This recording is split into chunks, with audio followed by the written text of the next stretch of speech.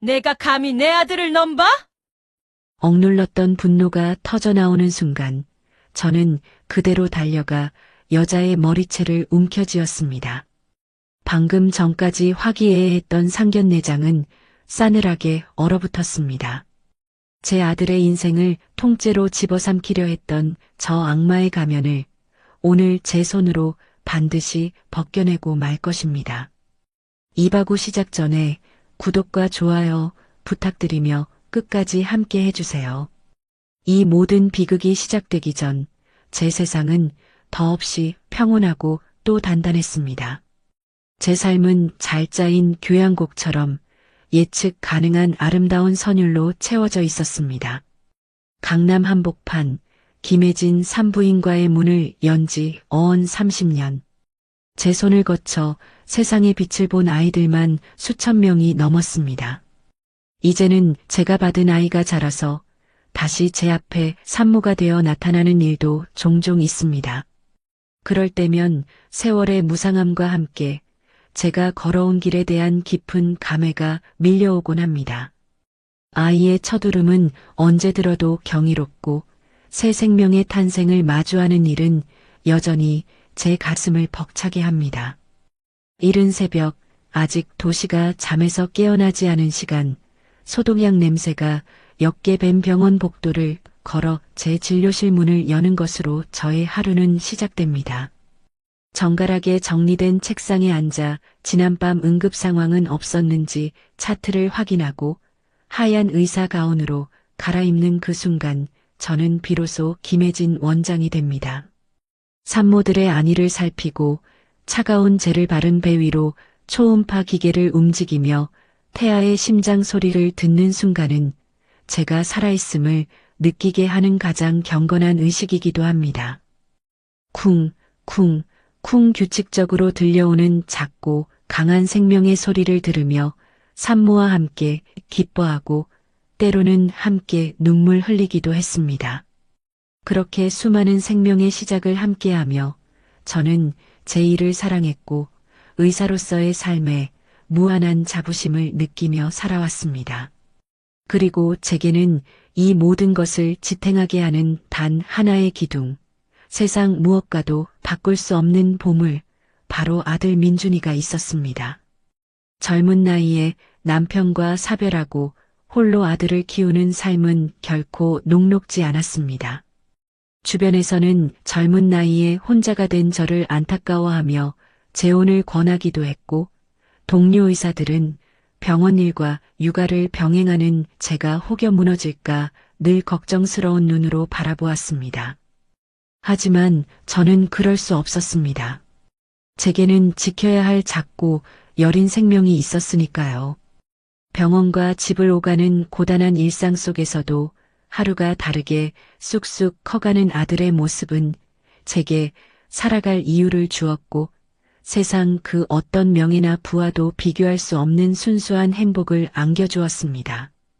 젖살이 포동포동했던 아이는 어느새 훌쩍 자라 제 키를 훌쩍 넘어섰고 이제는 대한민국에서 네로라 하는 대기업의 과장으로 일하며 듬직한 아들 노릇을 톡톡히 해내고 있었습니다. 아들이 첫 월급을 타서 내민 빨간 내복을 받아들었던 날의 감격을 저는 아직도 잊을 수가 없습니다. 그날도 여느 때와 다르지 않은 평범하고도 감사한 저녁이었습니다. 마지막 진료를 마치고 무거운 몸을 이끌고 집으로 돌아오니 아들이 먼저 퇴근해 저녁 식사를 준비하고 있었습니다.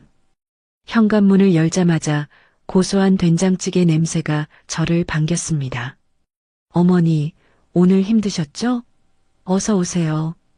앞치마를 두른 채 부엌에서 얼굴을 내밀며 저를 보고 환하게 웃는 아들의 모습에 하루의 피로가 눈 녹듯 사라지는 기분이었습니다.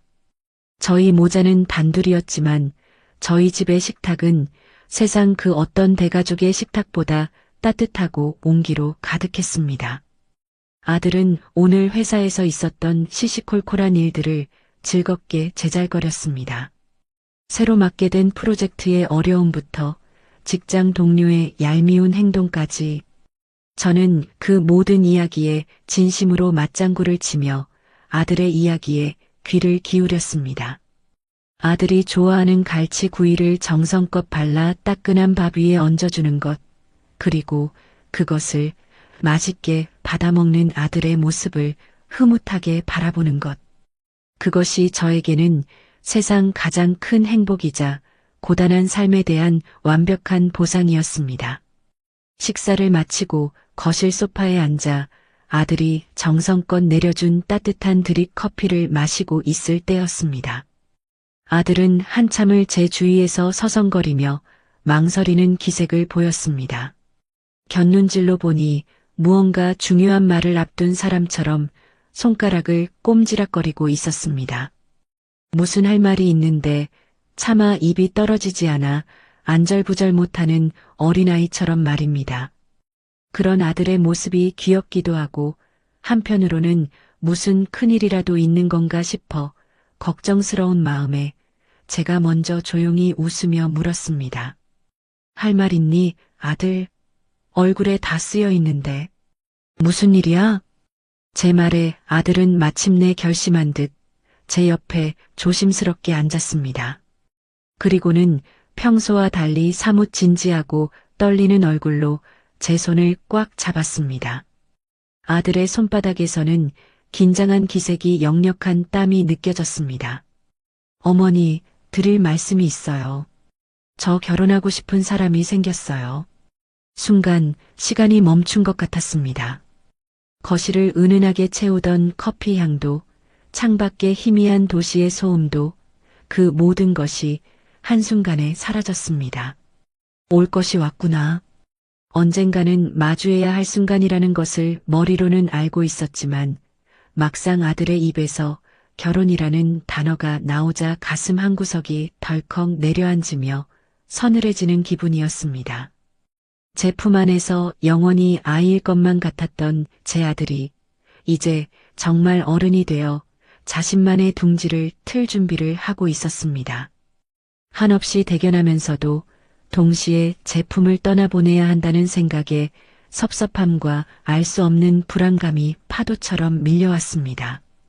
아들은 그런 제 복잡한 마음을 읽기라도 한 듯 떨리는 손으로 자신의 휴대폰 액정을 켰습니다. 그리고는 마치 세상에서 가장 귀한 보물을 보여주듯 제 눈앞에 조심스럽게 내밀었습니다. 이름은 서연주예요. 정말 참하고 착한 사람이죠?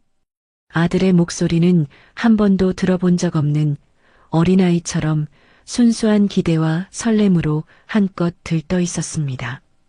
저는 천천히 고개를 숙여 아들이 내민 휴대폰 화면을 들여다보았습니다.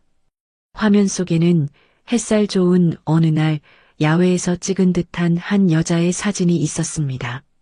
공원 벤치에 앉아 수줍은 듯 고개를 살짝 숙인 채 긴 생머리를 한 여자가 환하게 웃고 있었습니다. 그리고 그 얼굴을 본 순간 저는 제 눈을 의심해야 했습니다. 온몸에 피가 역류하는 듯한, 아니, 온몸의 피가 한순간에 얼어붙는 듯한 끔찍한 충격이 저를 덮쳤습니다. 손에 들고 있던 따뜻했던 커피잔이 어느새 제 손을 벗어나 바닥으로 떨어지며 쨍그랑하는 날카로운 파열음을 냈지만 그 소리조차 저에게는 닿지 않았습니다. 세상의 모든 소음이 한순간에 사라지고 제 심장이 갈비뼈를 부술듯이 미친 듯이 쿵쾅거리며 제 귓속을 가득 메웠습니다. 어머니, 왜 그러세요? 괜찮으세요? 아들의 다급한 목소리가 마치 물속에서 들려오는 것처럼 웅웅거리며 멀게만 느껴졌습니다. 바닥에 주저앉은 저를 부축하려는 아들의 손길을 저도 모르게 뿌리친 채 저는 비틀거리며 자리에서 일어났습니다. 제 눈은 여전히 아들의 휴대폰 화면 그 속에서 아무것도 모른다는 듯 천사처럼 환하게 웃고 있는 여자의 얼굴에 고정되어 있었습니다. 머릿속이 새하얗게 비어버리는 느낌, 끔찍한 이명과 함께 애써 잊고 있던 기억의 파편들이 제 의지와는 아무런 상관없이 눈앞에 생생하게 펼쳐지기 시작했습니다. 시간은 정확히 1년 전 유난히 비가 많이 내리던 어느 축축한 여름밤으로 거슬러 올라갔습니다. 당직 간호사의 다급한 야간분만 긴급 호출에 저는 깊은 잠에서 깨어나 잠옷 바람으로 뛰쳐나와 병원으로 향했습니다. 빗길을 뚫고 병원에 도착했을 때 분만실안은 20살 남짓되어 보이는 어린 산모의 고통스러운 신음소리로 가득 차 있었습니다. 제대로 된 보호자 한 명 없이 닳고 달아해진 낡은 가방 하나만이 침대 발치에 덩그러니 놓여 있었죠. 너무나 어리고 가녀린 모습에 제 마음이 저절로 동했습니다. 저는 차마 그 모습을 외면하지 못하고 차갑게 식은 여자의 손을 직접 잡아주며 곁을 지켰습니다. 괜찮아. 조금만 더 힘을 내. 내가 옆에 있어줄게. 할 수 있어. 몇 시간에 걸친 기나긴 사투 끝에 마침내 우렁찬 울음소리와 함께 건강한 사내아이가 세상에 태어났습니다. 하지만 여자는 핏덩이 같은 제 아이의 얼굴은 쳐다보지도 않은 채 그저 알 수 없는 눈물만 하염없이 흘리고 있었습니다. 저는 그저 출산 후의 감정 기복이려니 혹은 어린 나이에 홀로 아이를 낳은 처지가 서러워서 그러는 것이려니 대수롭지 않게 생각했습니다. 그리고 바로 다음 날 아침 그 여자는 아기를 병원 신생아실에 버려둔 채 감쪽같이 사라져버렸습니다. 하룻밤 신세진 병원비는커녕 아이에게는 이름석 자조차 남기지 않은 채였습니다. 간호사에게 전해 들은 바로는 새벽에 잠깐 바람 좀 쐬고 오겠다며 나간 뒤로 돌아오지 않았다고 했습니다. 갓 태어난 소중한 생명을 헌신짝처럼 내버린 그 무책임함에 치가 떨렸습니다. 남겨진 아기는 결국 구청을 통해 보육시설로 보내졌고 저는 한동안 그 비정한 어미를 원망하며 잠 못 이루는 밤을 보내야 했습니다. 그날의 잊을 수 없는 기억이 선명하게 떠오르자 저는 온몸에 소름이 돋는 것을 느꼈습니다. 그렇습니다. 제 아들이 평생을 함께하고 싶다며 사랑을 고백한 여자 서연주는 바로 1년 전 자신의 아이를 버리고 도망친 바로 그 여자였던 것입니다. 저는 떨리는 손으로 아들의 휴대폰을 빼앗아 들고 사진을 확대했습니다.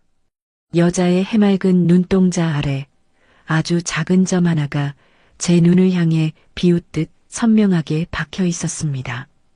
1년 전 그날 밤 분만실에서 고통스러워하는 그녀의 땀을 닦아주며 제 눈으로 똑똑히 보았던 바로 그 점이었습니다. 어머니, 왜 그러세요, 정말? 어디 아프세요? 제가 119 부를까요? 제 상태가 심상치 않음을 느낀 아들이 거의 울상이 되어 제 팔을 붙들고 애원하듯 물었습니다. 저는 아들의 얼굴을 차마 마주 볼 수 없었습니다. 지금 이 끔찍한 진실을 어떻게 이 순수한 아이에게 전해야 할까요? 사랑에 빠져 세상 가장 행복한 표정을 짓고 있는 아들에게 내가 사랑하는 여자는 자신의 아이마저 버린 비정한 어미라고 어떻게 말할 수 있을까요? 저는 아무 말 없이 아들을 지나쳐 제 방으로 들어와 문을 잠갔습니다. 문 밖에서 저를 부르는 아들의 애타는 목소리가 들렸지만 저는 대답할 수 없었습니다. 심장이 터질 듯이 뛰었고 온몸이 사시나무처럼 떨려왔습니다. 대체 왜, 무슨 꿍꿍이로 내 아들에게 접근한 것일까? 수만 가지의 질문들이 머릿속을 헤집었지만 답을 찾을 수는 없었습니다. 분명한 것은 단 하나, 이 모든 것이 결코 우연이 아니라는 불길한 예감이었습니다. 그날 밤 저는 뜬 눈으로 밤을 지새웠습니다. 섣불리 아들에게 사실을 말했다가는 오히려 아들이 저를 불신하고 그 여자에게 더욱 깊이 빠져들게 될지도 모릅니다. 저 여자는 보통 내기가 아닐 것입니다. 분명 아들에게는 눈물로 자신의 결백을 호소하며 저를 이상한 사람으로 몰아갈 것이 뻔했습니다. 증거가 필요했습니다. 저 여자의 정체를 만천하에 드러낼 누구도 반박할 수 없는 명백한 증거 말입니다. 다음 날 아침 저는 밤새 퉁퉁 부은 눈으로 출근 준비를 했습니다. 아무것도 모르는 아들은 제 눈치를 살피며 아침 식사를 차렸습니다. 어머니, 어제는 왜 그러셨어요? 연주 씨 사진 보고 많이 놀라신 거예요? 저는 애써 태연한 표정을 지으며 대답했습니다. 아니다. 그냥 내가 벌써 장가갈 나이가 됐다는 게 실감이 안 나서 그랬다. 어서 밥이나 먹자. 아들은 제 말에 안도하는 듯 했지만 여전히 의심의 눈초리를 거두지는 못했습니다. 저는 그날 병원 일을 마친 후 곧장 수소문에 찾아낸 흥신소로 향했습니다. 낡고 허름한 상가 건물, 어두컴컴한 복도를 지나 사무실 문을 열자 담배 연기가 자욱한 공간에 앉아있던 한 남자가 저를 쳐다보았습니다. 평생을 양지에서만 살아온 제게는 너무나 낯설고 두려운 풍경이었습니다. 하지만 저는 물러설 수 없었습니다. 아들을 위해서라면 지옥이라도 갈 수 있었습니다. 저는 품속에서 서연주의 사진을 꺼내 남자에게 내밀었습니다. 이 여자의 모든 것을 알아봐 주세요. 이름, 나이, 과거 행적, 주변 인물까지 샅샅이요. 남자는 사진을 받아들고는 무심하게 저를 쳐다보았습니다. 저는 흔들리지 않는 눈으로 그를 마주보며 두툼한 돈 봉투를 테이블 위에 올려놓았습니다. 그날 이후 저는 흥신소로부터의 연락을 기다리며 피 말리는 하루하루를 보내야 했습니다. 그리고 며칠 후 마침내 첫 번째 보고가 도착했습니다. 흥신소 직원은 서연주라는 이름이 가명이며 그녀의 본명은 강미영이라는 충격적인 사실을 알려주었습니다. 그녀가 고아원 출신이며 SNS에 다른 이름으로 올렸던 허영 가득한 사진들이 있었습니다. 보고서의 마지막 장에는 그녀가 1년 전 갑자기 모든 연락을 끊고 잠적했다는 내용이 적혀 있었습니다. 그리고 그 잠적 기간은 제가 기억하는 그녀의 임신 및 출산 시기와 정확하게 일치했습니다. 온몸의 피가 차갑게 식는 기분이었습니다.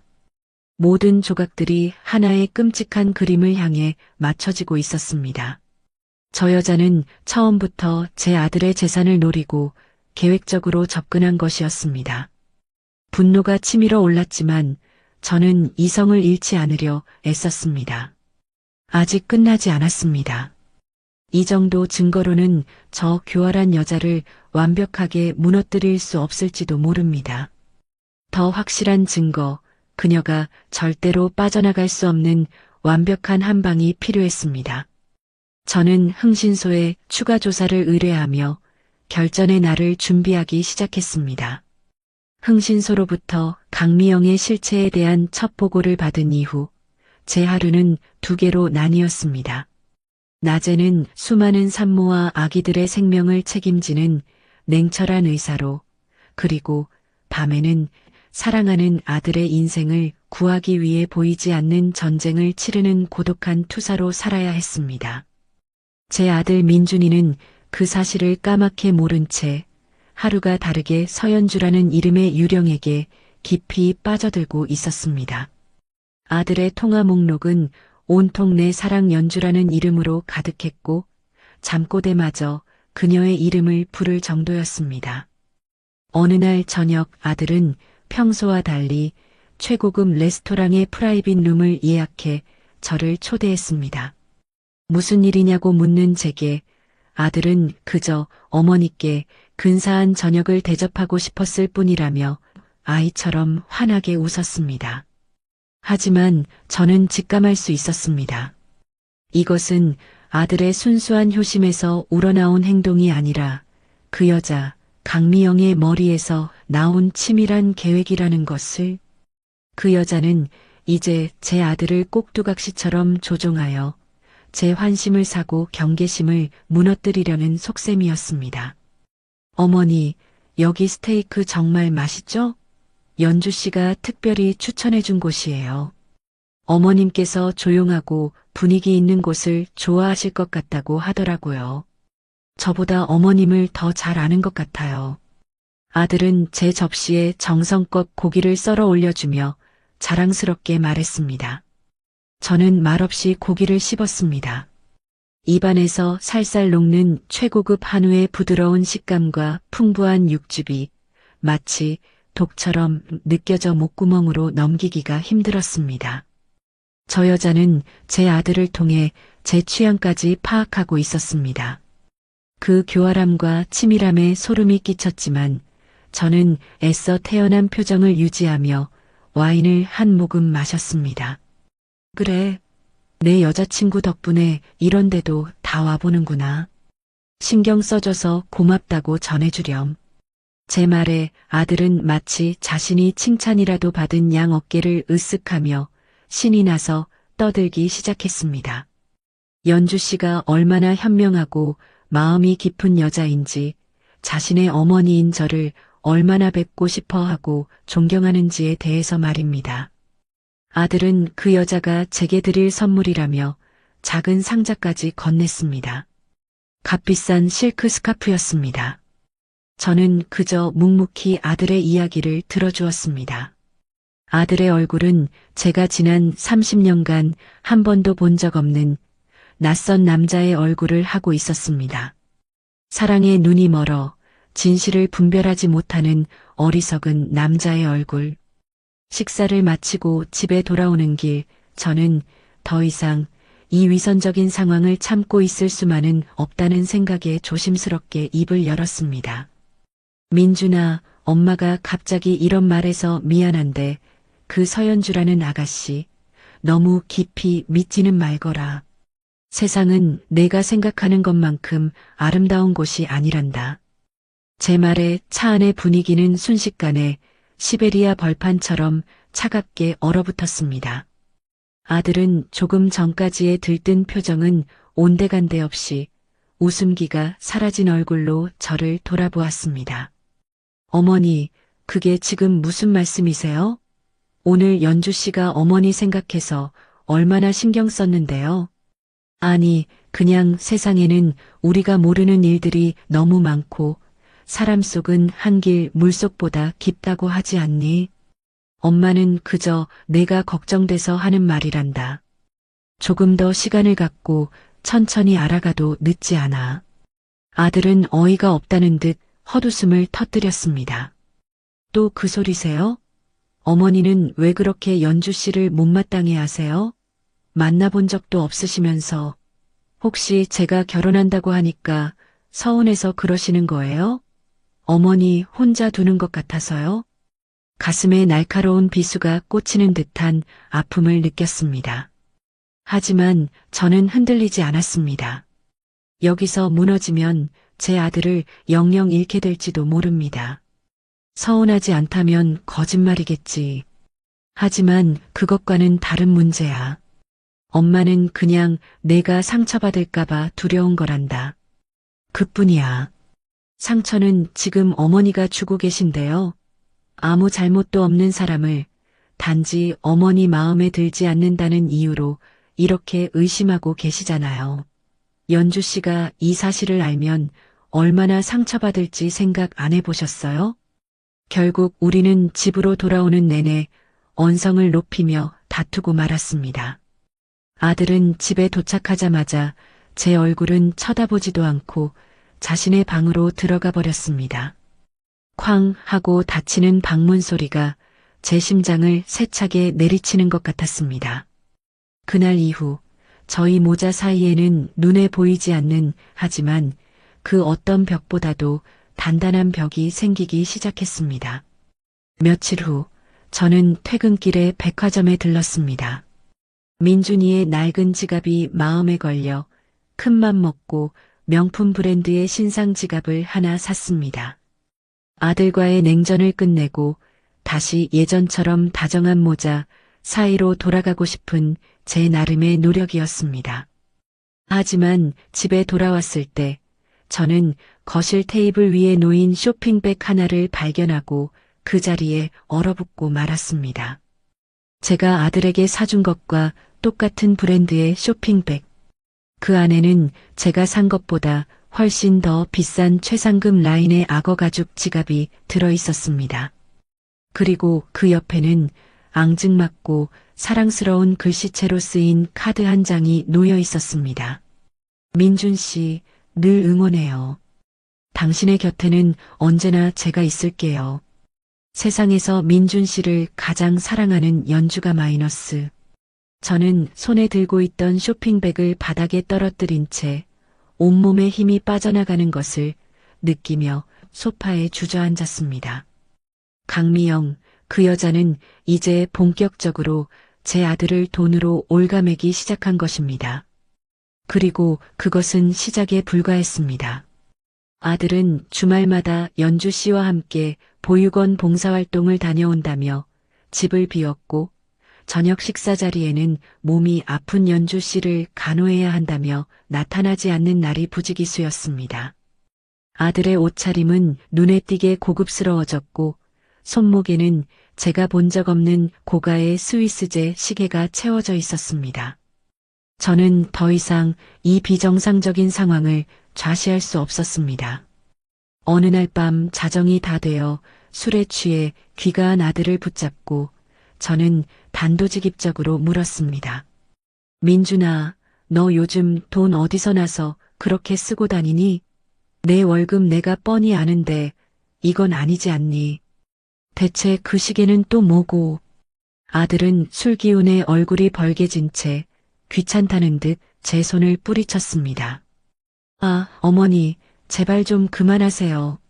이건 연주 씨가 저 힘들게 일한다고 회사에서 기죽지 말라고 선물해 준 거예요. 연주 씨는 그런 사람이에요. 자기는 없어서 못 입고 못 먹어도 사랑하는 사람을 위해서라면 뭐든지 다 해주는 그런 사람이라고요. 그게 말이 된다고 생각하니? 작은 꽃집을 운영한다는 아가씨가 어떻게 이런 수백만 원짜리 선물들을 할 수가 있겠어.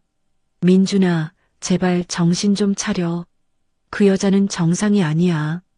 제 절규에 가까운 외침에 아들은 오히려 저를 한심하고 속물적인 늙은이 취급하며 비웃었습니다. 어머니야말로 정신 좀 차리세요. 연주 씨는요, 어릴 적 부모님이 물려주신 강원도 땅이 이번에 신도시 개발부지로 수용되면서 보상금을 좀 받았어요. 하지만 그 돈, 자기한테는 단 한 푼도 안 쓰고 어려운 아이들, 후원하는 데 쓰고 저한테 선물 사주는 데 쓰는 그런 천사 같은 사람이라고요.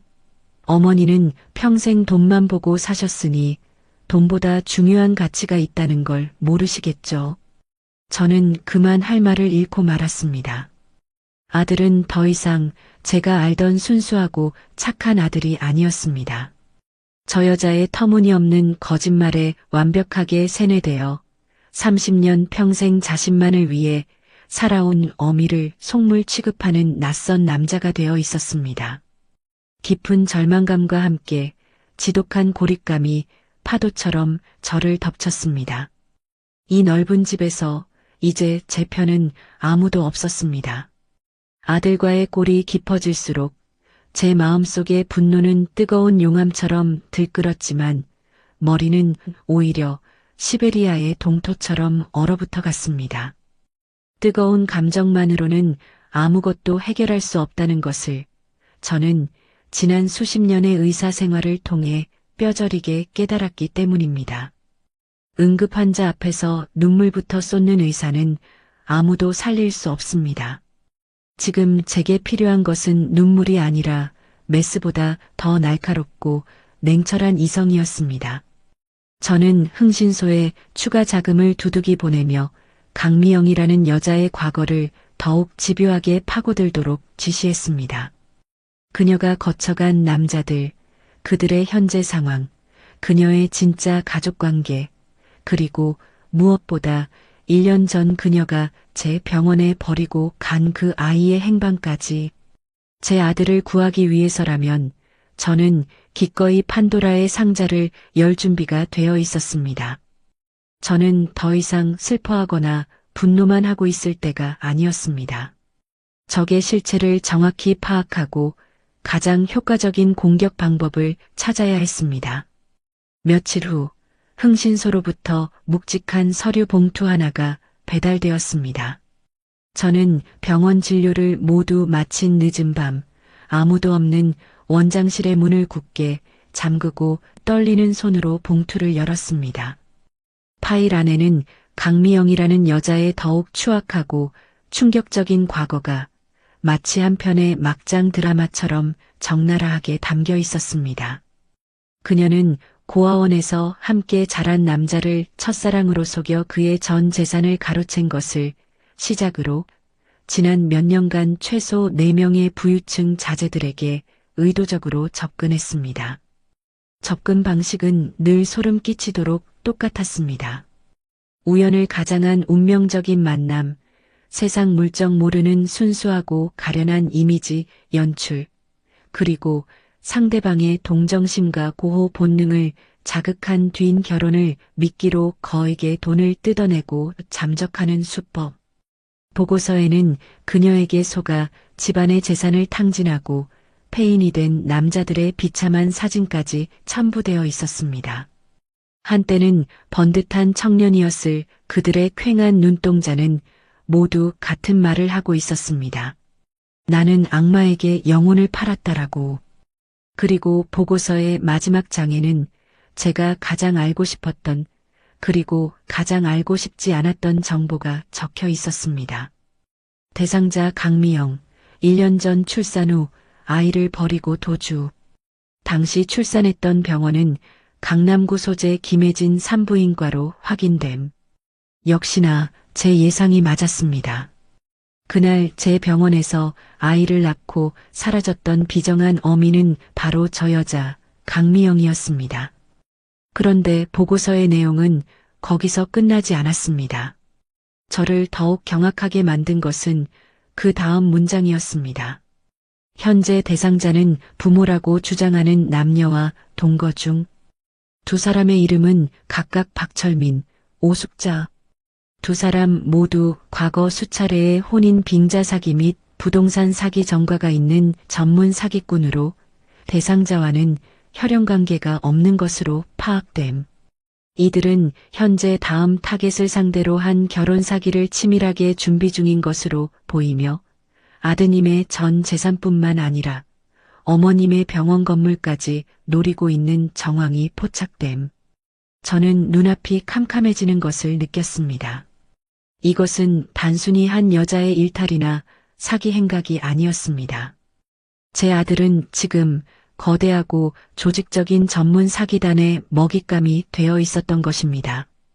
그들은 제 아들의 재산뿐만 아니라 제가 평생을 바쳐 이룩한 이 병원까지 저희 모자의 인생 전체를 송두리째 집어삼키려 하고 있었습니다. 그날 밤 저는 집으로 돌아가지 않고 병원 서재에 틀어박혀 1년 전의 모든 기록들을 다시 꺼내보았습니다. 강미영이 처음 병원에 내원했을 때 작성했던 진료 차트, 그녀가 알아볼 수 없는 글씨로 직접 서명했던 입원 동의서, 그리고 만약의 사태를 대비해 제가 원장 직권으로 개인적으로 복사하여 보관하고 있던 태어난 아기의 발 도장이 선명하게 찍힌 출생 기록 카드와 신생아실에서 간호사가 찍어두었던 아기의 사진까지 모든 증거는 제 손안에 있었습니다. 이제 남은 것은 이 증거들을 어느 시점에 어떤 방식으로 터뜨리느냐 하는 것뿐이었습니다. 저들의 연극에 맞서 저는 더욱 완벽하고 잔인한 연극을 준비해야 했습니다. 바로 그때 아들에게서 전화가 걸려왔습니다. 어머니, 다음 주 주말에 상견례 날짜 잡았어요. 연주씨 외삼촌 부부께서 멀리 강원도에서 올라오시는 거라 어머니께서 꼭 시간 내주셨으면 해요. 더 이상 연주씨에게 상처 주지 마세요. 아들의 목소리는 조금 누그러져 있었지만 여전히 제게 통보하는 듯한 말투였습니다. 제 허락을 구하는 것이 아니라 자신의 결정을 받아들이라고 강요하는 것이었죠. 그래, 알겠다. 귀한 분들이 오시는데 당연히 시간을 내야지. 장소는 어디니? 연주 씨가 잘 아는 광화문의 한정식 집으로 예약했어요. 조용하고 상견례하기 좋은 곳이래요. 저는 차가운 미소를 지으며 대답했습니다. 제 손바닥 안에서 놀아나고 있다는 사실도 모른 채 저렇게 신나하고 있다니. 아니, 장소는 내가 정하마. 내 병원 근처에 새로 생긴 아주 괜찮은 한정식 집이 있더구나. 양가 어른들 처음 뵙는 자리인데 내가 정성껏 대접하는 것이 도리겠지. 그리고 그날 나도 내게 줄 선물이 있단다. 너와 내 여자친구에게 줄 아주 특별한 선물. 제 의미심장한 말에 아들은 잠시 머뭇거렸지만 선물이라는 말에 결국 그러겠다고 대답했습니다. 저는 전화를 끊자마자 흥신소에 다시 연락했습니다. 상견례 날짜와 장소를 알리고 만일의 사태에 대비해 줄 것을 요청했습니다. 또한 강미영과 그녀의 가짜 부모를 오랫동안 추적해온 경찰 담당자의 연락처를 확보해 달라고 지시했습니다. 이제 법적인 절차까지 함께 준비해야 했습니다. 모든 준비는 끝났습니다. 이제 결전의 날만 기다리면 되었습니다. 저는 서재 창가에 서서 어둡고 차가운 도시의 야경을 내려다보았습니다. 지난 몇 주간 저를 짓눌렀던 불안과 공포, 외로움은 사라지고 그 자리에는 차가운 분노와 함께 비장한 결의만이 남아 있었습니다. 강미영, 박철민, 오숙자. 감히 내 아들을 건드린 대가가 얼마나 끔찍하고 잔인한 것인지 제가 똑똑히 가르쳐 줄 것입니다. 이 지옥 같은 연극의 마지막은 제가 직접 끝낼 것이고 그 화려한 무대는 바로 제가 정한 상견례장이 될 것이었습니다. 상견례 당일 아침 저는 평소보다 훨씬 더 일찍 눈을 떴습니다. 밤새 한숨도 자지 못했지만 정신은 오히려 더없이 맑고 날카로웠습니다. 오늘을 위해 지난 몇 주간 얼마나 많은 밤을 새우며 칼을 갈았던가. 저는 옷장 가장 깊숙한 곳에 고이 모셔두었던 남편이 살아생전 마지막 생일 선물로 사주었던 짙은 남색의 실크 정장을 꺼내 입었습니다. 몸에 착 감기는 옷의 감촉이 마치 전투를 앞둔 장수가 갑옷을 챙겨 입는 듯한 비장함마저 느끼게 했습니다. 화장대 앞에 앉아 흐트러짐 없이 머리를 빗어 올리고 평소에는 잘 바르지 않던 핏빛처럼 붉은색 립스틱을 꺼내 입술에 발랐습니다. 거울 속에는 제가 아닌 전혀 다른 사람의 얼굴이 서 있었습니다. 슬픔도 두려움도 그 어떤 감정도 느껴지지 않는 차갑고 냉정한 복수의 화신. 약속 시간이 가까워질수록 심장이 세차게 뛰기 시작했습니다. 하지만 그것은 두려움 때문이 아니었습니다.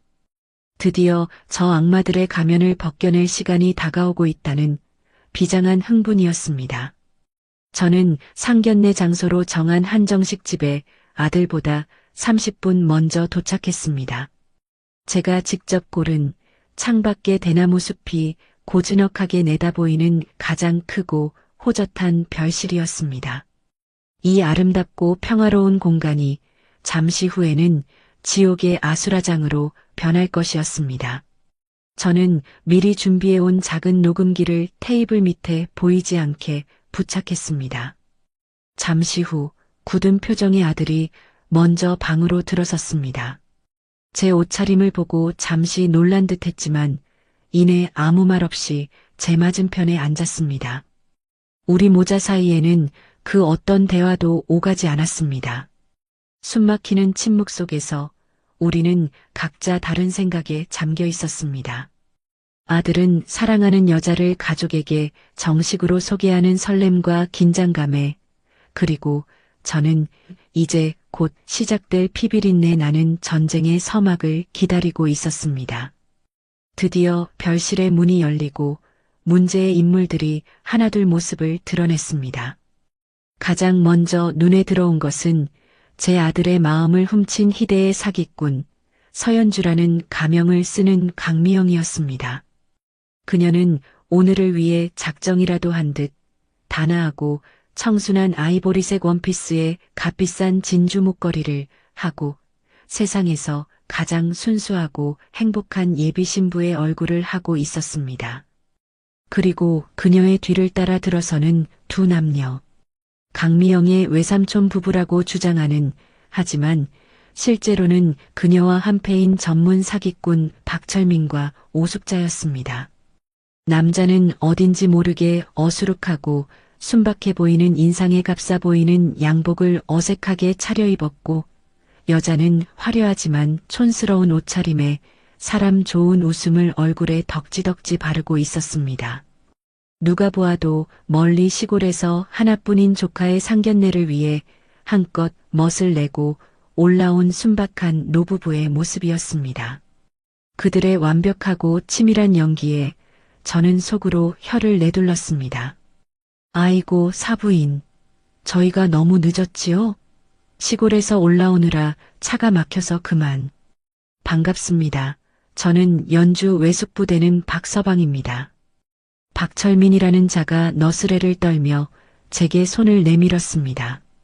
저는 그 손을 잡는 대신 싸늘한 눈으로 그를 위아래로 훑어보며 가볍게 목례로만 답했습니다.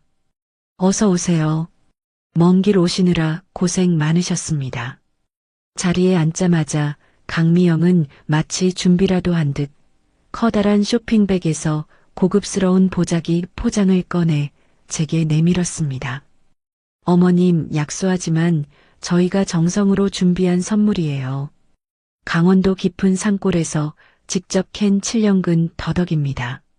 아들은 그런 그녀의 모습이 대견해 죽겠다는 듯한 표정으로 저를 바라보았고 오숙자라는 여자는 옆에서 과장된 몸짓으로 거들었습니다. 우리 연주가 사부인 좋아하실 거라고 며칠 밤낮으로 산을 뒤져서 직접 캔 거라니까요.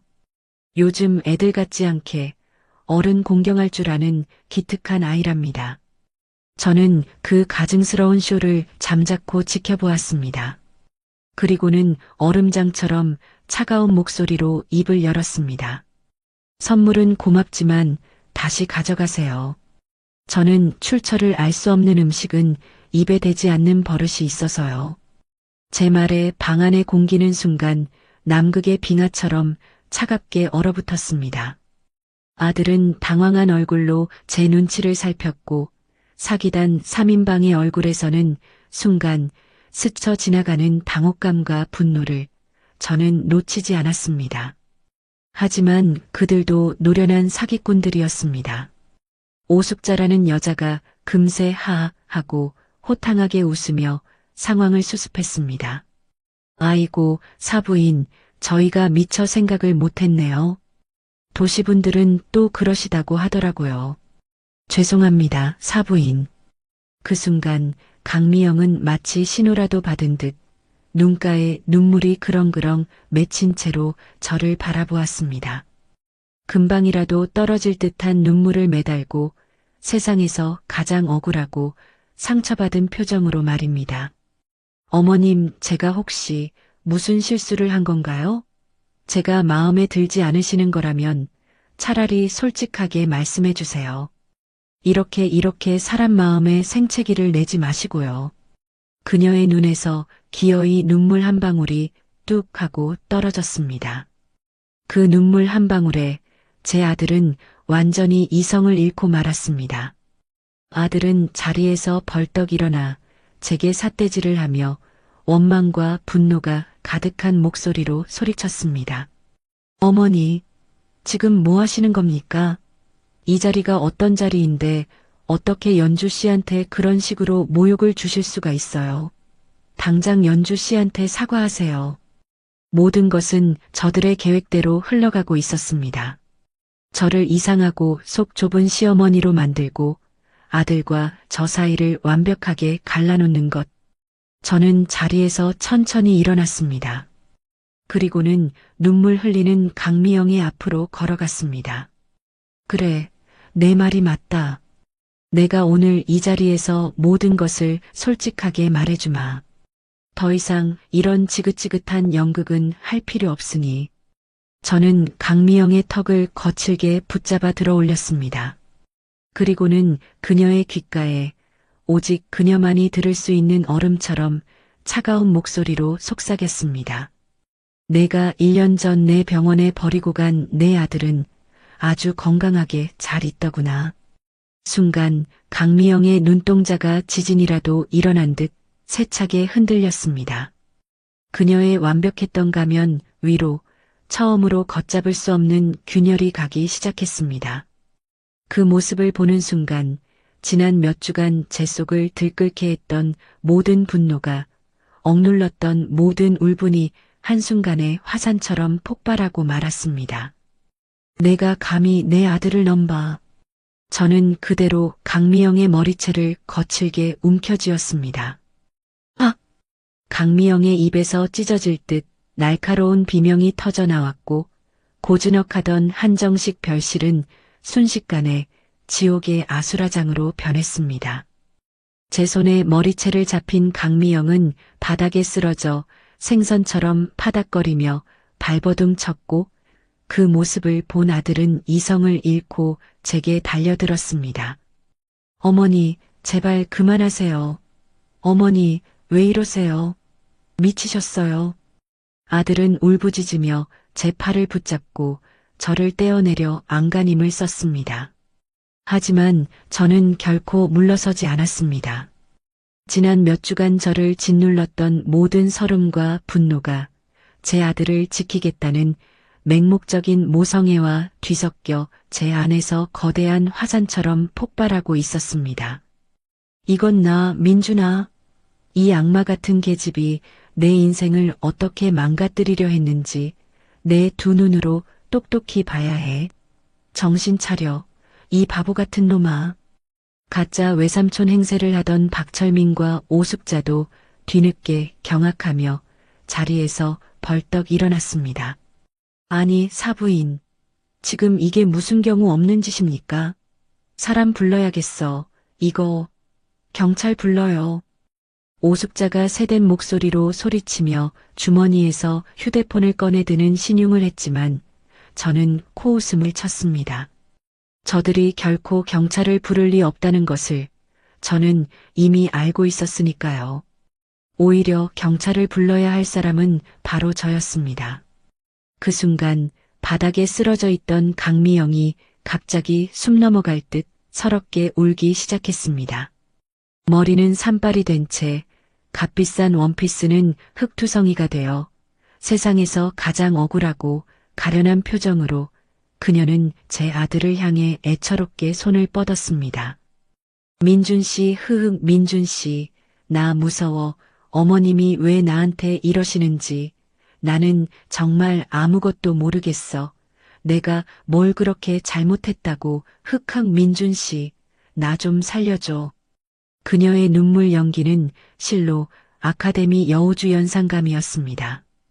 누가 보아도 그녀는 영문도 모른 채 포악한 예비 시어머니에게 핍박받는 비련의 여주인공이었습니다. 그 처절한 모습에 제 아들의 마음은 완전히 무너져 내렸습니다. 아들은 저를 짐짝처럼 뿌리치고 달려가 강미영을 부축해 일으켰습니다. 그리고는 그녀를 자신의 품에 소중하게 안고 저를 향해 증오와 경멸이 가득 담긴 눈으로 소리쳤습니다. 어머니, 정말 실망입니다. 어떻게 사람한테, 그것도 오늘 처음 뵌 어른들 앞에서 이런 끔찍한 짓을 하실 수가 있어요. 연주 씨가 뭘 그렇게 잘못했는데요? 당장 연주 씨한테 사과하세요. 민준아, 속지 마. 저 계집은 지금 연기하는 거야. 저 여자는 내가 아는 그런 사람이 아니란 말이다. 됐어요. 더 이상 듣고 싶지 않아요. 어머니가 오늘 저한테 그리고 연주 씨한테 얼마나 큰 상처를 주셨는지 아세요? 전 어머니 같은 분을 제 어머니라고 부르고 싶지도 않아요. 차라리 어머니가 없었으면 좋겠어요. 아들의 입에서 나온 말은 날카로운 비수가 되어 제 심장에 깊숙이 박혔습니다. 하지만 저는 눈물을 보이지 않았습니다. 지금은 슬퍼할 때가 아니었습니다. 저는 헝클어진 옷매무새를 가다듬고 차갑고 단호한 목소리로 말했습니다. 그래, 내가 왜 이러는지, 저 여자가 어떤 여자인지 지금부터 똑똑히 보여주마.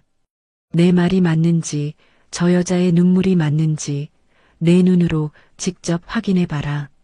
저는 제 핸드백에서 첫 번째 증거물을 꺼내 테이블 위로 던졌습니다.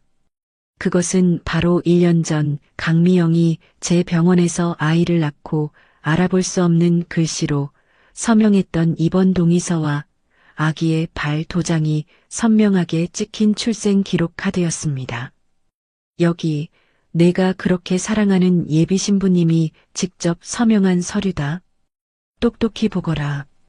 1년 전 오늘 내 병원에서 건강한 사내 아이를 출산하고 바로 다음 날 그 아이를 헌신짝처럼 버리고 도망친 강미영이라는 여자의 기록이지.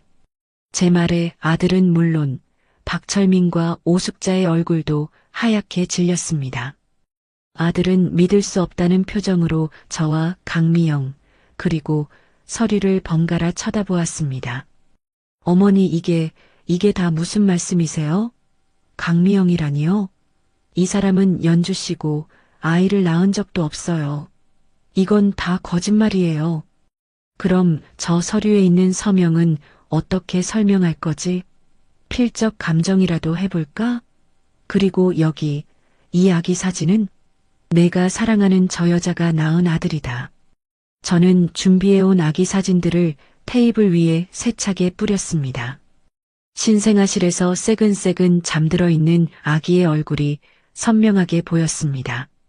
강미영은 바들바들 떨며 아무 말도 하지 못했고 오직 그녀의 눈동자만이 공포로 지진이라도 난 듯 흔들리고 있었습니다.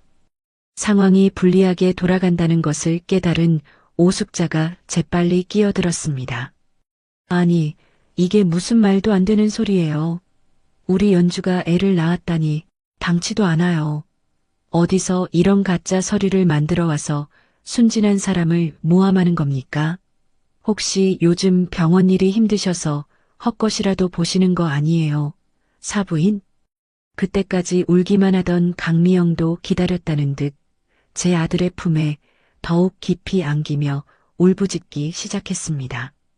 민준 씨 나 아니야. 정말이야. 어머님이 나를 미워해서 우리가 행복한 게 싫어서 우리 사이를 갈라놓으려고 이런 끔찍한 거짓말을 하시는 거야. 나는 아이를 낳은 적도 없고 강미영이라는 사람도 몰라. 제발 내 말 좀 믿어줘. 응? 아들은 이미 극심한 혼란에 빠져 있었습니다. 존경하는 어머니의 충격적인 폭로와 사랑하는 여자의 애절한 눈물 사이에서 갈피를 잡지 못하고 괴로워했습니다. 어머니, 제발 그만하세요. 이게 정말 사실이에요? 정말 연주 씨가? 저는 그런 아들을 차갑게 바라보며 말했습니다. 아직 끝나지 않았다. 저 여자가 얼마나 더럽고 추악한 거짓말을 하고 있는지 내가 지금부터 하나씩 전부 다 밝혀줄 테니. 그리고 당신들도 어디서 굴러먹던 뼈다귀인지는 모르겠지만 오늘 여기서 다 같이 끝장을 봅시다. 제 말에 방 안의 공기는 이제 얼어붙는 것을 넘어 칼날처럼 날카로운 긴장감으로 가득 찼습니다. 저는 품 안에 안긴 채 공포에 질려 바들바들 떨고 있는 강미영과 그런 그녀를 보호하려는 듯 저를 맹렬하게 노려보는 아들을 차갑게 응시하며 두 번째 장거물을 꺼내 들었습니다. 그것은 흥신소를 통해 입수한 강미영 사기 사건 피해자 일동의 피눈물이 담긴 진술서와 그들의 처참한 현재 모습이 담긴 사진들이었습니다. 그 종이 뭉치는 단순한 서류가 아니었습니다. 그것은 한 영혼을 파괴하고 한 가정을 무너뜨린 악마의 범죄 기록이었습니다. 민준아, 내가 사랑하는 저 여자가 어떤 사람인지 똑똑히 보거라. 저 여자는 고아원에서 함께 자란 의지할 곳 없던 친구의 전 재산을 가로챈 것을 시작으로 너를 만나기 전까지 최소 4명의 남자 인생을 송두리째 망가뜨린 전문 사기꾼이다. 저는 서류 뭉치를 테이블 위로 세차게 던졌습니다. 종이들이 눈처럼 흩날리며 사방으로 흩어졌고 바닥에는 강미영에게 속아 모든 것을 잃고 폐인이 된 남자들의 얼굴이 드러났습니다. 한때는 촉망받는 IT 기업의 젊은 대표였고 다른 한 명은 국가대표를 꿈꾸던 유망한 운동선수였습니다. 그들의 번지르르했던 과거와 모든 것을 잃고 퀭한 눈으로 허공을 응시하는 현재의 모습이 비참하게 교차되었습니다. 아들은 믿을 수 없다는 듯 바닥에 흩어진 사진들을 주워들었습니다. 그 손길이 미세하게 떨리고 있었습니다. 이게 다 뭐예요? 어머니 거짓말이죠? 전부 다 조작하신 거죠? 어머니라면 충분히 그러고도 남을 분이시잖아요. 돈으로 사람 써서 꾸며낸 이야기죠? 조작? 그래, 끝까지 그렇게 믿고 싶겠지. 내가 믿는 사랑이 거짓이 아니길 바라겠지. 하지만 저 남자들이 흘린 피눈물은 진짜다. 저들 중 하나는 저 여자 때문에 평생 모은 돈과 집을 모두 잃고 빚더미에 올라앉아 스스로 목숨을 끊으려고까지 했다더구나. 내가 직접 만나서 듣고 온 이야기다. 너도 한번 만나볼 테냐? 저 여자의 실체를 생생하게 증언해 줄 수 있을 거다. 제 말에 강미영의 얼굴이 새하얗게 질렸습니다. 그녀는 미친 사람처럼 머리를 흔들며 소리치기 시작했습니다. 그녀의 목소리는 더 이상 가련한 피해자의 것이 아니었습니다. 궁지에 몰린 짐승의 발악과도 같았습니다. 아니야. 거짓말이야. 나는 모르는 사람들이야. 민준 씨, 저 사람 말 믿지 마. 저 여자가 우리 사이를 질투해서 돈으로 사람들을 매수해서 꾸며낸 이야기라고. 나는 저런 적 없어. 하늘에 맹세해. 하지만 그녀의 광기 어린 발악은 이미 걷잡을 수 없이 흔들리기 시작한 아들의 마음을 돌리기에는 역부족이었습니다. 아들은 떨리는 손으로 사진과 그 사진 속 남자들의 처참한 모습과 그리고 자신의 품에 안겨 울부짖는 강미영의 얼굴을 번갈아 쳐다보며 극심한 혼란에 빠져 있었습니다. 그의 동공은 쉴 새 없이 흔들렸고 굳게 믿어왔던 세상이 발밑부터 무너져 내리는 듯한 표정이었습니다. 상황이 걷잡을 수 없이 불리해지자 가짜 외삼촌 박철민이 자리에서 벌떡 일어나 제게 손가락질을 하며 위협했습니다. 그의 선량해 보이던 가면은 온데간데없고 탐욕스럽고 비열한 본성이 드러나고 있었습니다. 이거 안 되겠구먼. 사부인, 지금 우리 귀한 조카한테 무슨 짓을 하는 거요? 증거 있어? 저 사람들이 우리 연주한테 사기당했다는 증거가 있냐고. 당신 지금 명예훼손으로 우리를 인격 살인하고 있는 거야. 당장 그만두지 않으면 우리도 가만히 있지 않겠어. 변호사 부를 거야. 증거? 당신들이 그토록 원하던 증거 물론 있지. 내가 오늘 이 자리를 위해 아주 특별한 선물을 준비했다고 하지 않았나? 지금부터 보여주지.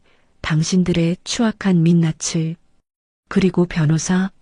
부르지 않아도 곧 오실 게다. 당신들을 위한 국선 변호사가. 저는 핸드백에서 마지막 증거, 바로 오늘 아침 흥신소를 통해 받은 서류 봉투를 꺼내 들었습니다. 그 안에는 박철민과 오숙자, 그리고 강미영의 주민등록 등본과 화려한 사기 전과가 빼곡히 적힌 범죄 경력조의 회보서가 들어 있었습니다. 그리고 그들의 관계가 혈연이 아닌 사기 공모 관계임을 증명하는 통화 내역과 계좌 거래 내역, 그리고 그들이 다음 타겟인 제 아들을 상대로 어떤 사기를 계획했는지에 대한 구체적인 내용이 담긴 녹취록까지 완벽하게 준비되어 있었습니다. 어디 볼까? 박철민, 오숙자. 본명 맞나? 혼인 빙자 사기 3건, 부동산 사기 5건 전과가 아주 화려하네. 그리고 당신들 강미영이랑 아무런 혈연 관계도 아니더군. 전문 사기꾼들이 팀을 이뤄 내 아들을 상대로 거대한 사기극을 꾸민 것이었어. 내 아들의 재산뿐만 아니라 내가 평생을 바쳐 일군 이 병원 건물까지 전부 다 집어삼킬 생각이었지. 안 그런가? 제 말이 끝나자마자 별실의 문이 거칠게 열리며 건장한 체격의 남자들이 들이닥쳤습니다. 바로 제가 미리 연락해둔 이 사기단을 오랫동안 추적해온 지능범죄수사대 형사들이었습니다. 박철민, 오숙자, 그리고 강미영 씨. 혼인 빙자 사기 및 특정경제범죄 가중처벌법 위반 혐의로 당신들을 긴급 체포합니다. 당신들은 변호사를 선임할 수 있으며 묵비권을 행사할 수 있습니다. 형사들이 세 사람에게 다가가 차가운 수갑을 채우는 순간 모든 상황이 끝났음을 직감한 강미영은 그대로 바닥에 주저앉아 악을 쓰며 울부짖었습니다. 그녀의 완벽했던 가면은 산산조각 났고 그 자리에는 추악한 탐욕과 공포에 질린 본 모습만이 남아 있었습니다. 아니야. 나는 아니야. 억울해. 이거 나. 하지만 그녀의 마지막 발악도 차가운 철컹 소리와 함께 허무하게 끝나버렸습니다. 모든 것을 체념한 듯 고개를 숙인 박철민과 끝까지 억울하다며 발악하는 오숙자는 형사들의 손에 이끌려 허무하게 끌려나갔습니다. 모든 것이 폭풍처럼 지나간 후 방 안에는 저와 그리고 충격으로 망연자실한 채 바닥에 주저앉아 있는 아들 단둘만이 남았습니다. 아들은 텅 빈 눈으로 조금 전까지 자신의 약혼녀와 그녀의 가족들이 앉아있던 자리를 멍하니 바라보고 있었습니다. 그 자리에는 그들이 미처 챙기지 못한 가짜 더덕 상자와 바닥에 흩어진 처참한 사진들, 그리고 산산조각 난 아들의 믿음만이 뒹굴고 있었습니다. 모든 것이 거짓이었습니다. 아들이 그토록 사랑했던 여인도, 그녀의 가슴 아픈 사연도, 그리고 그들이 함께 꿈꾸었던 행복한 미래까지도 모든 것이 제 아들의 재산을 노린 한편의 추악하고 잔인한 사기극이었을 뿐입니다. 아들은 배신감과 자기 혐오, 그리고 믿었던 세상이 무너진 것에 대한 극심한 심리적 고통에 몸을 떨고 있었습니다. 저는 아무 말 없이 아들에게 다가가 그의 어깨를 조용히 감싸 안았습니다. 모든 것을 잃은 아이처럼 흐느끼는 아들의 등을 저는 그저 말없이 토닥여줄 뿐이었습니다. 얼마나 시간이 흘렀을까. 아들은 기어가는 목소리로 마치 난생 처음 말을 배우는 아이처럼 간신히 입을 열었습니다. 어머니, 제가 대체 무슨 짓을 한 거죠? 아들의 목소리는 극심한 죄책감과 자기 혐오, 그리고 감당할 수 없는 현실에 대한 절망감으로 가득 차 있었습니다. 저는 아무 말 없이 아들에게 다가가 그의 앞에 조용히 무릎을 꿇었습니다. 그리고는 그의 어깨를 조용히 감싸 안았습니다. 그러자 아들은 더 이상 참지 못하고 어린아이가 되어 제 품에 안겨 서럽게 울기 시작했습니다. 30년 넘게 단 한 번도 본 적 없었던 아들의 처절하고도 가슴 아픈 오열이었습니다. 아들의 뜨거운 눈물이 제 어깨를 적셨고 저는 그저 아들의 등이 터져라 울음을 토해낼 수 있도록 말없이 그의 등을 토닥여줄 뿐이었습니다. 흐흑, 어머니, 제가 잘못했어요. 제가 너무 어리석었어요. 어머니 말씀을 들었어야 했는데. 죄송해요, 어머니. 정말 죄송해요. 저 때문에 어머니가. 저는 흐느끼는 아들의 등을 말없이 토닥여 주었습니다. 지금 아들에게 필요한 것은 질책이나 가르침이 아니었습니다. 그저 모든 것을 걸고 사랑했던 사람에게 철저히 배신당한 한 순수한 남자의 상처받은 영혼을 보듬어주는 따뜻한 위로와 용서뿐이었습니다. 그날 이후 우리 집에는 다시 무거운 침묵이 찾아왔습니다.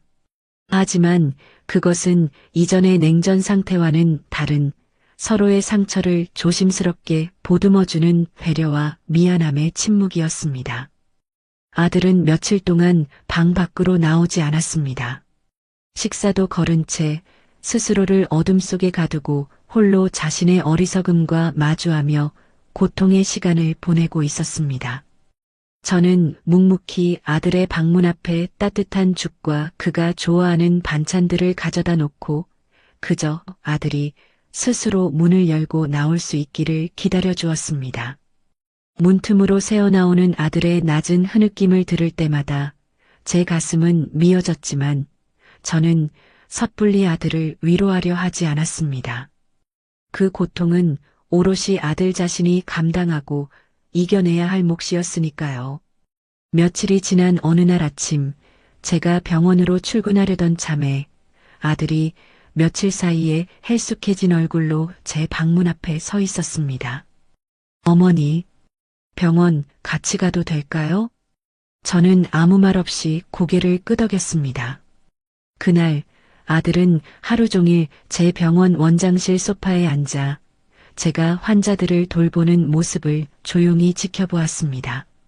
새 생명의 탄생에 감격하며 눈물 흘리는 젊은 부부의 모습을, 그리고 안타깝게 유산의 아픔을 겪는 산모의 손을 잡고 함께 울어주는 저의 모습을, 아들은 제가 얼마나 많은 생명의 무게를 짊어지고 얼마나 치열하게 하루하루를 살아내고 있는지를 비로소 깨닫고 있는 듯 했습니다.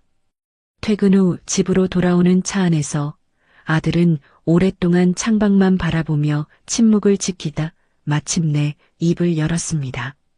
어머니는 평생을 저렇게 수많은 생명의 탄생과 죽음 앞에서 치열하게 살아오셨는데 저는 너무나 쉽게 모든 것을 얻으려고만 했던 것 같아요. 사랑도 행복도. 어머니의 진심 어린 경고를 그저 제 사랑을 방해하는 늙은 어머니의 잔소리로만 여겼던 제가 너무나 한심하고 부끄러워요. 저는 운전대에서 눈을 떼지 않은 채 담담하게 대답했습니다. 민준아, 사랑에 눈이 멀지 않는 사람은 없단다. 엄마도 내 아빠를 처음 만났을 때 그랬으니까. 중요한 것은 넘어진 자리에서 다시 일어서는 거야. 그리고 이번 일이 내 인생에 아주 값비싼 예방주사가 되었다고 생각하렴. 너는 이번 일을 통해 사람을 보는 눈을 기르고 더 단단해지고 더 현명해질 수 있을 게다. 그러니 너무 자책하지 마라. 제 말에 아들의 눈가에 다시 뜨거운 눈물이 고였습니다. 그날 이후 아들은 조금씩 예전의 모습을 되찾기 시작했습니다. 그는 자신을 속였던 강미영을 원망하는 대신 자신의 어리석음을 깊이 반성하고 더 나은 사람이 되기 위해 노력했습니다. 주말에는 집에서 저와 함께 시간을 보냈고 제가 좋아하는 클래식 음악을 함께 듣거나 서툰 솜씨로나마 저녁 식사를 준비하며 제게 웃음을 찾아주려 애썼습니다. 그리고 몇 달 후 법원으로부터 등기후 편물이 도착했습니다. 굳이 뜯어보지 않아도 그것이 무엇인지 저는 직감할 수 있었습니다. 강미영과 그 일당에 대한 1심 판결문.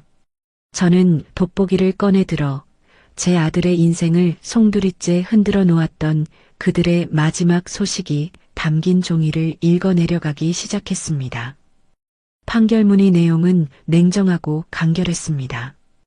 주범인 강미영과 박철민은 상습사기 및 특정경제범죄 가중처벌 등에 관한 법률 위반으로 각각 징역 12년과 10년을, 오숙자는 범행 가담 정도가 비교적 낮다는 점이 참작되어 징역 7년을 선고받았습니다.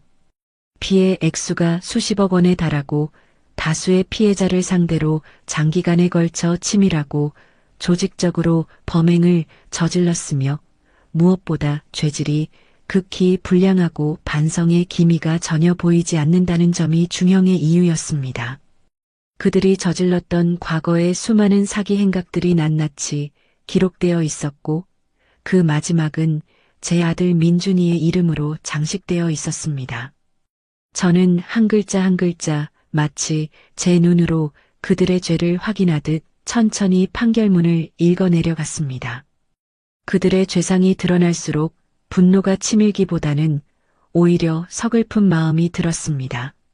자신의 욕망을 위해 타인의 삶을 아무렇지 않게 짓밟는 괴물들은 그렇게 법의 심판을 받으며 사회로부터 격리되었습니다. 하지만 그들이 남긴 상처는 여전히 제 아들의 가슴에, 그리고 그들에게 당했던 수많은 피해자들의 삶에 깊은 흉터로 남아있을 것이었습니다. 그날 저녁 저는 아무 말 없이 판결문을 아들의 방 책상 위에 조용히 올려두었습니다. 방으로 들어온 아들은 책상 위에 서류를 발견하고는 잠시 그 자리에 멈춰 섰습니다. 아들의 시선은 한참 동안 판결문이라는 세 글자에 머물러 있었습니다. 저는 방문 밖에서 조용히 그 모습을 지켜보았습니다. 아들은 마침내 결심한 듯 떨리는 손으로 판결문을 집어들었습니다. 그리고는 한참 동안 미동도 없이 그 내용을 읽어내려갔습니다. 그의 어깨가 미세하게 떨리고 있었습니다. 자신의 어리석었던 사랑의 결말을, 그 추악한 진실의 민낯을 마주하는 것은 상처난 맨살에 소금을 뿌리는 것과 같은 고통이었을 것입니다. 얼마나 시간이 흘렀을까? 아들은 조용히 자리에서 일어나 판결문을 들고 서랍으로 향했습니다. 그리고는 서랍 가장 깊숙한 곳, 다시는 꺼내보지 않을 낡은 앨범들 뒤편으로 판결문을 밀어 넣었습니다. 철컥하고 서랍이 닫히는 소리는 마치 제 아들의 길고 어두웠던 사랑의 마침표를 찍는 소리처럼 들렸습니다. 이제 정말 모든 것이 끝났다는 하나의 분명한 신호였습니다. 그날 이후 우리 모자는 그 누구도, 강미영의 기억자도 입에 올리지 않았습니다. 그녀는 이제 우리 인생에서 영원히 지워진 존재가 되었습니다. 그의 겨울, 첫눈이 한방눈처럼 펑펑 쏟아지던 날이었습니다. 저와 아들은 거실 소파에 나란히 앉아 따뜻한 차를 마시며 창밖을 내다보고 있었습니다. 어머니, 저 다시 시작해 보려고요. 뭐든지요. 어머니를 실망시켜드리지 않는 듬직한 아들이 될게요. 아들의 목소리는 예전보다 한층 더 낮고 단단해져 있었습니다. 저는 그런 아들의 손을 따뜻하게 잡아주며 미소 지었습니다. 그래, 우리 아들. 너는 이미 세상에서 가장 듬직하고 자랑스러운 내 아들인걸. 뭐든지 할 수 있을 거야. 엄마가 항상 내 곁에서 응원할게. 우리는 한참 동안 아무 말 없이 세상의 모든 더럽고 추악한 것들을 하얗게 덮어주는 아름다운 눈을 바라보았습니다. 이제 우리 모자에게는 아픈 상처를 보듬고 새로운 행복을 찾아 나설 시간만이 남아 있었습니다. 그리고 저는 믿습니다. 제 아들은, 그리고 저는 이전보다 훨씬 더 강하고 행복해질 수 있을 것이라고 말입니다. 진정한 사랑과 행복은 이처럼 혹독한 시련을 이겨낸 뒤에야 비로소 그 진짜 모습을 드러내는 것일지도 모르니까요. 창밖의 세상은 어느새 온통 새하얀 눈으로 뒤덮여 새로운 시작을 예고하고 있었습니다. 오늘의 이바구는 여기까지입니다. 한 장의 사진에서 시작된 의심은 결국 한 가족을 뒤흔드는 거대한 폭풍이 되었습니다. 이 이야기는 맹목적인 사랑에 빠진 아들과 그를 지키기 위해 모든 것을 걸어야 했던 어머니의 기록입니다. 거짓으로 쌓아 올린 성이 무너지고 모든 진실이 드러난 후에야 비로소 서로의 진심을 마주하게 된 가족. 상처는 깊지만 그들은 아마도 이전보다 더 단단한 모습으로 다시 일어서게 될 것입니다. 끝까지 함께 해주셔서 감사드립니다.